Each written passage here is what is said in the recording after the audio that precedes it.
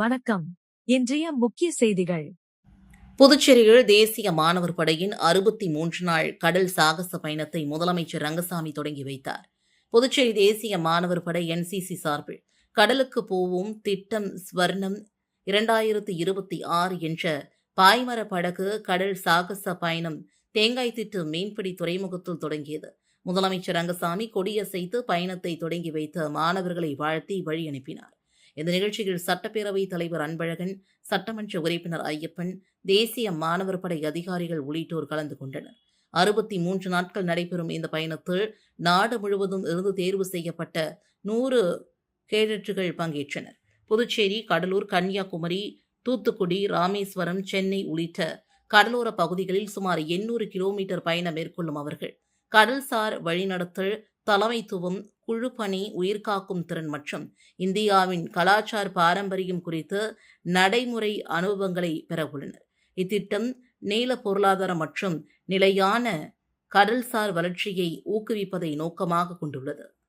தூரம் போயிட்டு வர இருக்காங்க. அது இப்போ நல்ல அவங்க அனுபவத்தை கொடுக்கக்கூடிய ஒரு பயணமாக இந்த பயணம் அவையும் மன வலிமை கொடுக்கக்கூடிய ஒரு பயணமாகவும் இது இருக்கும். கடல்ல போறது அவர் சொல்லவும் இல்லை. இந்த பிள்ளைகள்லாம் கடல்ல போகும்போது என்னென்ன மாதிரி எப்படி இருக்கணும், சூழல் சரியா இல்லைன்னு சொன்னா என்ன மாதிரி முடிவு எடுக்கணும் என்பதெல்லாம் நல்லா தெரிஞ்சு அதுக்கு தகுந்த தன்னை தயார் செய்து கொண்டு தான் பயணத்துக்கு போறாங்க. அவருக்கு மனமார்ந்த வாழ்த்துக்கள். நன்றி, வணக்கம். புதுச்சேரியில இலக்கை சம்பந்தமான கிட்ட கொடுத்திருக்கீங்க. இது வரைக்கும் 6 நாள் ஆகுது, எதுவும் ஒப்புதல் வரல. வரும் வரும். என்ன தாமதமா இருக்கும்னு நினைக்கிறீங்க? நினைக்கிறதுல வரும். இளைஞர்களுடன் பிரதமர் நரேந்திர மோடி காணொலியில் கலந்துரையாடினார். இந்திய அரசின் வளர்ச்சியடைந்த பாரதத்திற்கான துடிப்பான கிராமம் என்ற திட்டத்தின் கீழ் எல்லைப்புற கிராமங்களுக்கு கல்வி பயணம் மேற்கொண்ட இளைஞர்களுடன் பிரதமர் நரேந்திர மோடி காணொலி வாயிலாக கலந்துரையாடினார். இதனையொட்டி புதுச்சேரி மாவட்ட ஆட்சியர் குலோத்துங்கன் தலைமையில் மாவட்ட ஆட்சியர் வளாகத்தில் அமைந்துள்ள தேசிய தகவல் மைய காணொலி அரங்கில் இந்த நிகழ்ச்சி ஒளிபரப்பு செய்யப்பட்டது. இதில் பங்கேற்ற புதுச்சேரி இளைஞர்கள் என் பாரதம் திட்ட மாவட்ட இளைஞர் அலுவலர் டிரவீர் மற்றும் என் பாரதம் திட்ட உறுப்பினர் செயலர் ராஜு ஆகியோர் கலந்து கொண்டனர். பிரதமர் நரேந்திர மோடி எல்லைப்புற கிராம மக்களின் வாழ்க்கை முறை, கலாச்சாரம் மற்றும் வளர்ச்சியை இளைஞர்கள் நேரில் அறிந்து கொள்ள வேண்டியதன் அவசியத்தை காணொலி வாயிலாக எடுத்துரைத்தார். மேலும் வளர்ச்சியடைந்த கிராமங்களே வளர்ச்சியடைந்த பாரத உருவாக்கத்தின் அடித்தளம் என்றும் நாட்டின் வளர்ச்சியில் இளைஞர்கள் முக்கிய பங்காற்ற வேண்டும் என்றும் தெரிவித்தார். திருநள்ளாற்றில் பாரம்பரிய சுகாதார பூங்கா திட்டத்தை ஆளுநர் கைலாசநாதன் அடிக்கல் நாட்டி தொடங்கி வைத்தார். காரைக்கால் மாவட்டம் திருநள்ளாற்றில் உள்ள தருமபுர ஆதீன கட்டளை மட வளாகத்தில் பாரம்பரிய சுகாதார பூங்கா மற்றும் பல்நோக்கு வளர்ச்சி திட்டங்களுக்கான அடிக்கல் நாட்டு விழா நடைபெற்றது. இதில் புதுச்சேரியின் துணைநிலை ஆளுநர் கைலாசநாதன், அமைச்சர் GNS ராஜசேகரன், தருமபுரம் ஆதீனத்தின் 27வது குருமகா சன்னிதானம் உள்ளிட்டோர் கலந்து கொண்டு திட்டங்களை தொடங்கி வைத்தனர். தருமபுர ஆதீனம் மற்றும் தன்வந்திரா இணைந்து செயல்படுத்தும் இந்த திட்டத்தின் கீழ் சித்தா ஆயுர்வேதா மருத்துவமனை, 200 ஏக்கர் மூலிகை உற்பத்தி மையம், சர்வதேச தரத்திலான மூலிகை ஆராய்ச்சி மையம், யோகா மற்றும் தியான மையங்கள், இயற்கை மருத்துவ பயிற்சி மையம் உள்ளிட்ட பல்வேறு திட்டங்கள் அமைக்கப்பட உள்ளன. மேலும் இலவச IAS அகாடமி மற்றும் ஜோதிட பயிற்சி மையம் தொடங்கப்பட உள்ளது. தொடங்கி வைக்கப்பட்டது. விழாவில் பேசிய அமைச்சர் GNS ராஜசேகரன், தருமபுரம் ஆதீனம் செயல்படுத்தும் இலவச வேத பாடசாலை, IAS அகாடமி, கோசாலை, மலிவு விலை உணவகம் உள்ளிட்ட மக்கள் நல திட்டங்களை பாராட்டி அரசின் முழு ஒத்துழைப்பு வழங்கப்படும் என்றார்.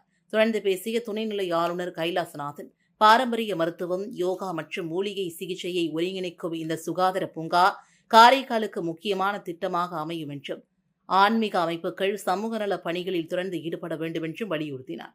இதில் பொதுமக்கள், ஆன்மீக அன்பர்கள் மற்றும் சமூக அமைப்புகளின் பிரதிநிதிகள் என திரளானோர் கலந்து கொண்டனர். திருபுவனி தொகுதியில் ரூபாய் 36.34 லட்சம் மதிப்பில் 3 அங்கன்வாடி கட்டிடங்கள் புனரமைக்கும் பணிகளை சட்டமன்ற உறுப்பினர் சரவணகுமார் தொடங்கி வைத்தார்.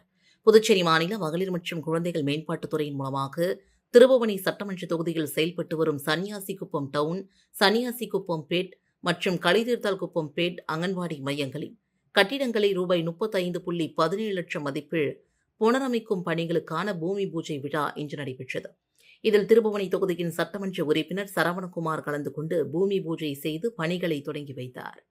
இந்த நிகழ்ச்சியில் பொதுப்பணித்துறை கட்டிடங்கள் மற்றும் சாலைகள் வடக்கு கோட்ட செயற்பொறியாளர் வைத்தியநாதன், உதவி பொறியாளர் சம்பத், இடைநிலை பொறியாளர் கிருபாகரன், ஊர் பிரமுகர்கள் மற்றும் பொதுமக்கள் கலந்து கொண்டு நிகழ்ச்சியில் சிறப்பித்தனர்.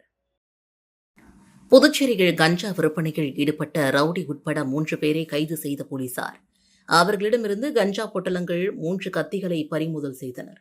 புதுச்சேரி மூலகுளம் வில்லியனூர் மெயின் ரோட்டில் இளைஞர்களுக்கு சிலர் கஞ்சா விற்பனை செய்து கொண்டிருப்பதாக ரெட்டியார்பாளையம் போலீசாருக்கு தகவல் வந்தது. இதனையடுத்து சப் இன்ஸ்பெக்டர் கலையரசன் மற்றும் போலீசார் அங்கு விரைந்து சென்று சந்தேகப்படபடி நின்றிருந்த நபர்களை பிடித்து விசாரணை நடத்தினர்.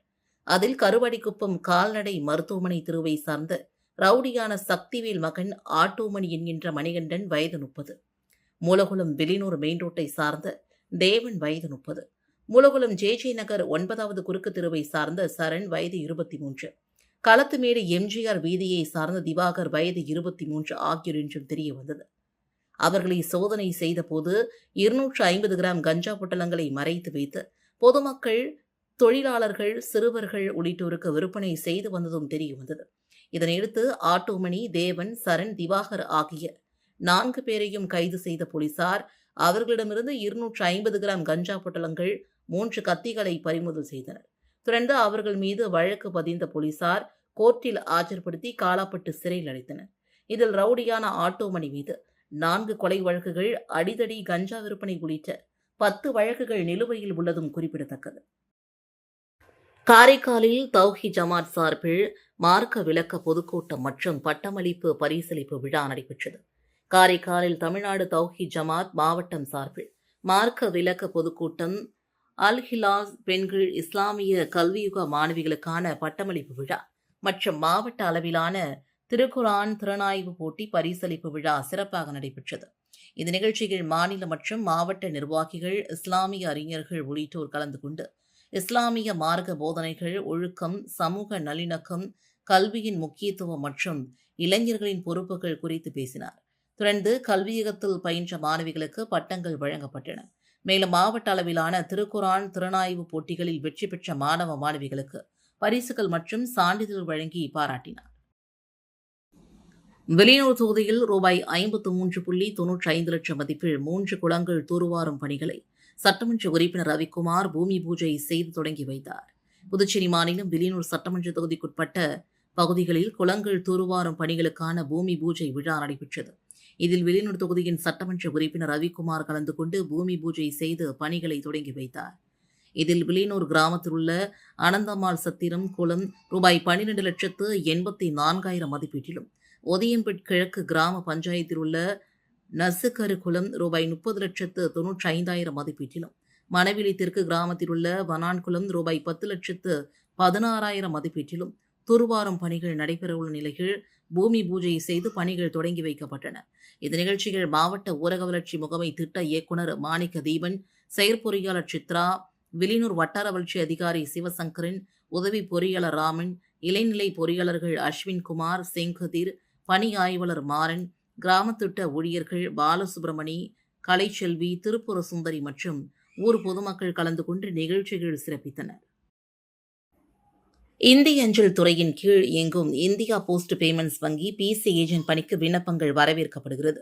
புதுச்சேரி தலைமை அஞ்சல் நிலைய இந்தியா போஸ்ட் பேமெண்ட்ஸ் வங்கி அலுவலக செய்திக்குறிப்பில் இந்தியா போஸ்ட் பேமெண்ட்ஸ் வங்கியின் பிசி ஏஜென்ட் பணிக்கான விண்ணப்பங்கள் இன்று முதல் வழங்கப்படுகின்றன.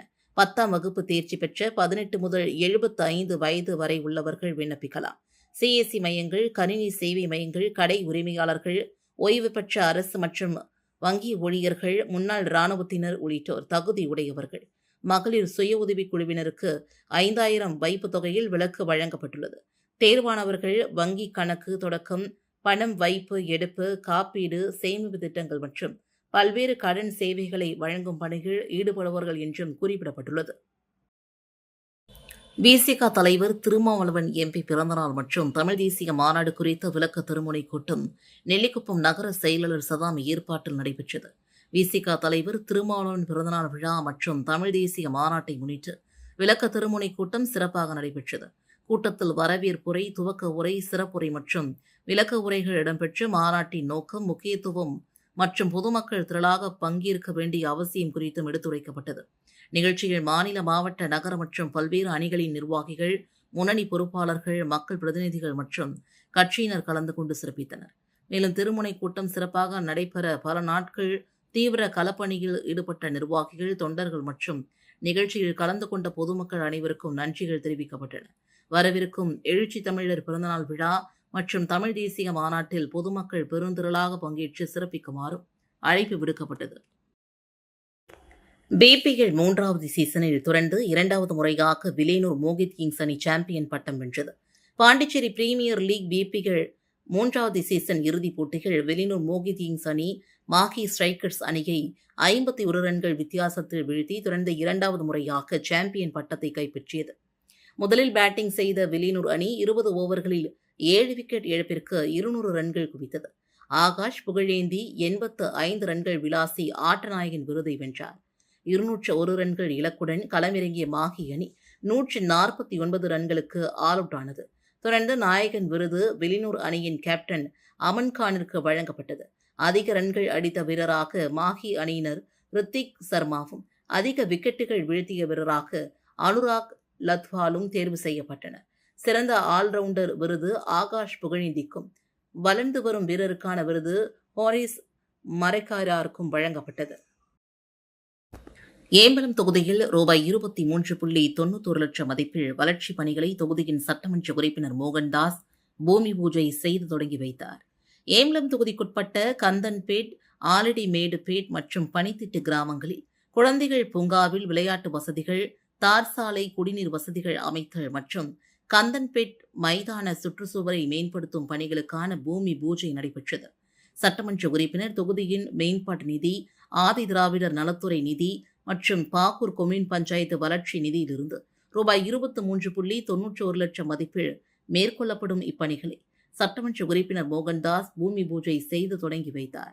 நிகழ்ச்சியில் உதவி பொறியாளர் பாலமுருகன், இளைநிலை பொறியாளர் சேகர், என்ஆர் காங்கிரஸ் மற்றும் கூட்டணி கட்சி நிர்வாகிகள், பொதுமக்கள் உள்ளிட்டோர், இளைஞர்களும் கலந்து கொண்டனர். இத்துடன் செய்திகள் நிறைவடைந்தன. வணக்கம்.